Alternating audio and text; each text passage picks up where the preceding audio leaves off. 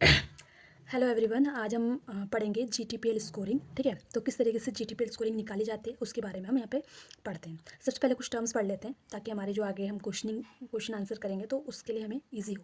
सबसे पहले ग्रेविडा की बात करते हैं। ग्रेविडा है नंबर ऑफ प्रेगनेंसी करंट और प्रीवियस, यानी कि हमारी प्रेगनेंसी जो करंट भी है और प्रीवियसली, तो उसको काउंट करेंगे जब, तो उसको gravida. T for the term, यानी कि 37 टू 42 वीक्स के बीच में तो term. P for pre term, यानी कि before 37 weeks.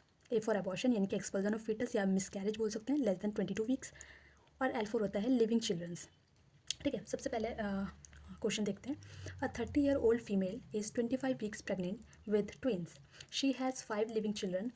4 of the 5 children were born at 39 weeks of gestation. 2 years ago she had miscarriage at 10 weeks gestation. What is her GTPL scoring?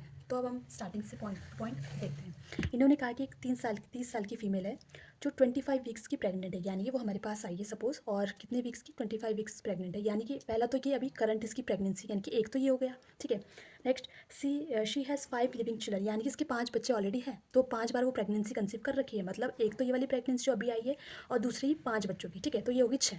ठीक है, फिर उसके बाद 4 ऑफ द 6 तो ये हो गई। ठीक, 4 ऑफ द 5, ठीक है, तो हम यहाँ पे लिख देते हैं एक तरीके से 6 तो ये हो गई, ये वाली मिला के, और ये 5 मिला के 6 तो ये हो गई है।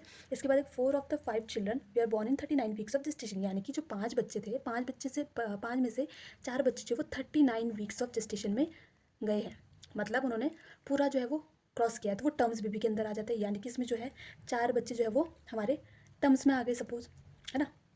और जो एक बच्चा, इसमें से 4 बच्चे, ठीक है, फिर उसके बाद एक बच्चा हमारा प्रीटर्म में आ जाएगा, जो हमारा, क्योंकि 4 ने 39 वीक्स क्रॉस किए ना। ठीक है, फिर इसमें बोला कि 2 years ago she had miscarriage at 10 weeks, यानी कि 2 साल पहले इसको एक मिसकैरेज भी हुआ था, यानी कि मिसकैरेज हुआ उस टाइम भी वो कंसीव कर रखा था, यानी कि वहाँ पे भी प्रेगनेंसी थी, यानी कि एक तो ये वाली हो गई अभी करंटली, 5 तो ये वाली हो गई, यानी कि छठी, और एबॉर्शन जिस टाइम हो वो भी प्रेगनेंसी कंसीव कर रखी थी तब एबॉर्शन हुआ, तो हमारी टोटल 7 तो हमारी क्या होगी, ग्रेविडा होगी, यानी कि 7 बार तो ये वाली फीमेल क्या है, प्रेगनेंसी कंसीव कर चुकी है।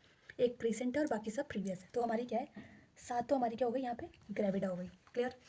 फिर बात करते हैं टर्म की, तो इन्होंने बोला 4 of the 5 children we are born at 39 weeks of gestation, यानी कि 5 में से 4 बच्चे क्या हुए 39 वीक्स ऑफ जेस्टेशन में, मतलब बॉर्न हुआ है, यानी कि 39 वीक्स है, यानी कि हमारा टर्म बेबी है, यानी कि बिटवीन 37 टू 42 वीक्स के बीच में।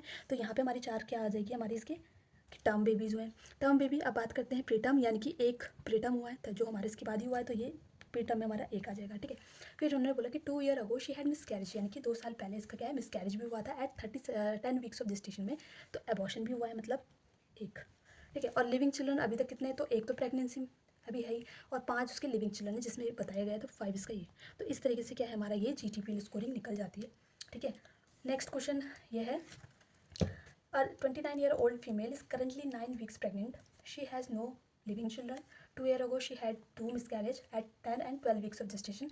What is her GTPL scoring? तो ये वाला जो क्वेश्चन है वो आपके लिए है। ठीक है, आप लोग ये करें और कमेंट में बताएं इसका आंसर क्या है। Thank you.